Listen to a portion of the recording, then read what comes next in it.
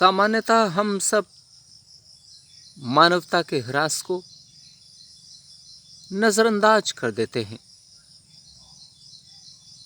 इसका हमें ध्यान नहीं रह पाता कि मानवता का ह्रास हमारे लिए बड़ा नुकसान हो सकता है। परंतु भावावेश में रहकर, भौतिकता के चकाचौंध के वशीभूत होकर हम इस वास्तविक रूप को समझ नहीं पाते हैं और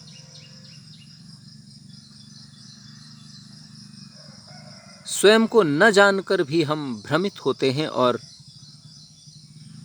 मानवता के ह्रास को नजरअंदाज करते हुए आगे बढ़ते चले जाते हैं। इसके पीछे के बड़े कारण हैं, इसके पीछे के बड़े रहस्य हैं। वे कारण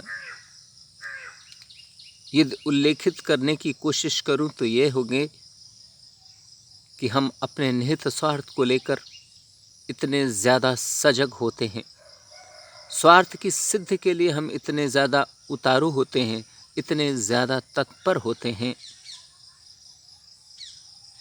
कि हम ये समझ ही नहीं पाते कि क्या सही और क्या गलत है। स्वार्थ सिद्धि बस हो जाए, वह चाहे जैसे हो,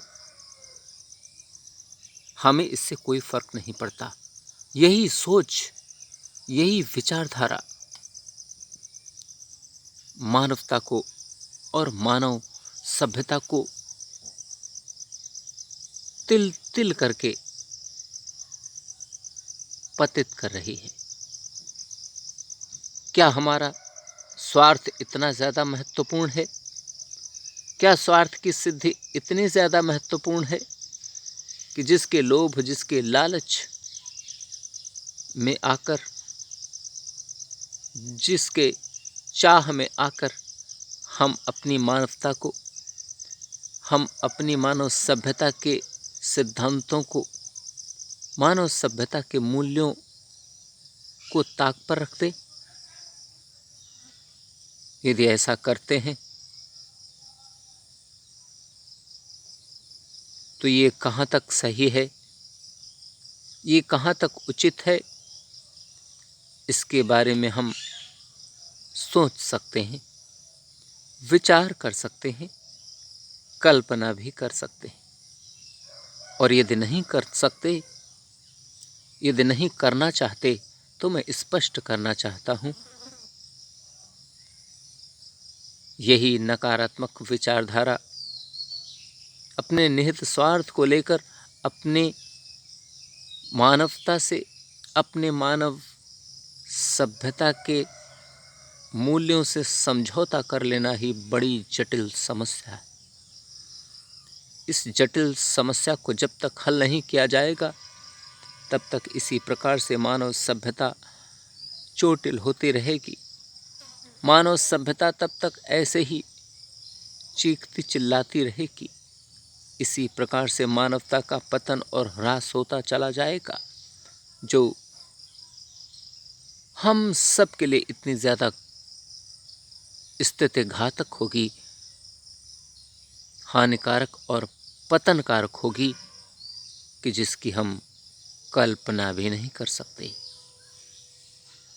हमें समझना होगा, हमें विचार करना होगा, हमें चिंतन मंथन करके, विश्लेषण करके किसी निष्कर्ष पर पहुंचना होगा। अपने मानवता के सिद्धांतों पर, अपने मानव सभ्यता के मूल्यों के निर्वहन के लिए हम इतने ज़्यादा सजग हो जाएं, इतने ज़्यादा सतर्क हो जाएं, इतने ज़्यादा प्रतिबद्ध हो जाएं कि जब मानव सभ्यता के मूल्यों को निभाने की बात हो, तो हम उन्हें निभाने की कोशिश करें। तनिक तनिक सी बात को लेकर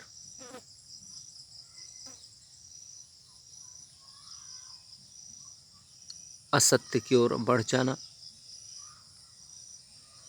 तनिक तनिक सी बात को लेकर नकारात्मकताओं की ओर बढ़ जाना, तनिक तनिक सी बात के लिए कैसे भी स्वार्थ को सिद्ध और हल करने की कोशिश करना,